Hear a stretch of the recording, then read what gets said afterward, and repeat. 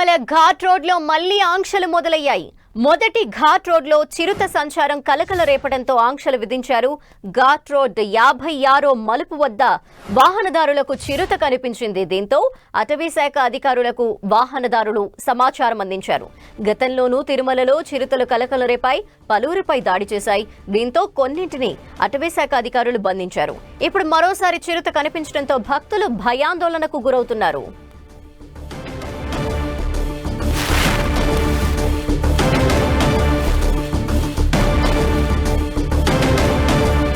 మరింత సమాచారం మా ప్రతినిధి శ్రీనివాస్ అడిగి తెలుసుకుందాం. శ్రీనివాస్, చిరుత సంచారం నేపథ్యంలో ప్రస్తుతం ఏంటి ఘాట్ రోడ్ లో ఉన్న ఆంక్షలు? ధనలక్ష్మి, తిరుమల ఘాట్ రోడ్లలో ఆంక్షలు పెట్టారు.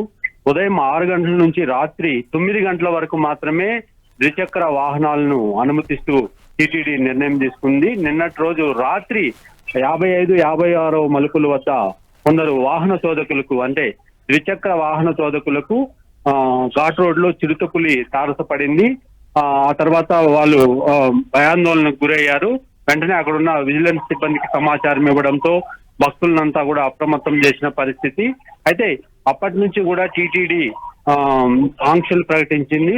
ఏదైతే ఉదయం 6 గంటల నుంచి రాత్రి 9 గంటల వరకు మాత్రమే ద్విచక్ర వాహనాలను అనుమతించాలని నిర్ణయం తీసుకున్నారు. ముఖ్యంగా ఆగస్టు, సెప్టెంబర్ మాసాల్లో ఈ జంతువులు ఏవైతే ఉంటాయో అవి సంతానోత్పత్తి కోసం అటు ఇటు తిరుగుతుంటాయని, రోడ్లు దాటే పరిస్థితి కూడా ఉంటుందని, వాటికి ఇబ్బంది కలగకుండా సెప్టెంబర్ 30 వరకు కూడా ఈ ఆంక్షలు అనేటివి కొనసాగుతాయని కూడా టీటీడీ ప్రకటించింది. టీటీడీ అటవీ శాఖ, అదేవిధంగా ప్రభుత్వ అటవీ శాఖలు సంయుక్తంగా ఈ ప్రకటన చేశాయి. మొత్తం ద్విచక్ర వాహనాలను అయితే రాత్రిపూట అనుమతించమని 2 నెలల పాటు ఈ ఆంక్షలు కొనసాగుతాయని చెప్పారు ధనలక్ష్మి.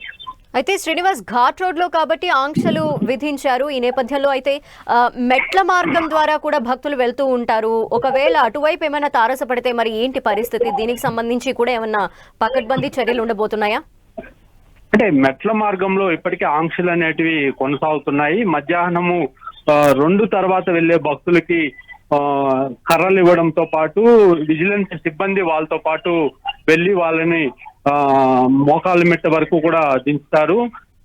4 గంటల వరకే ఇక్కడ భక్తులను అనుమతిస్తారు. వీళ్ళు రాత్రి చేరే టైంకి క్లియరెన్స్ తీసుకున్న తర్వాతే నడకదారిని మూసివేస్తారు. ఆ రకంగా ఉదయం 6 గంటల నుంచి కూడా మళ్ళీ నడకదారి అనేది ఓపెన్ చేయడం జరుగుతుంది. దానిలో ఓకే, థ్యాంక్ యూ శ్రీనివాస్.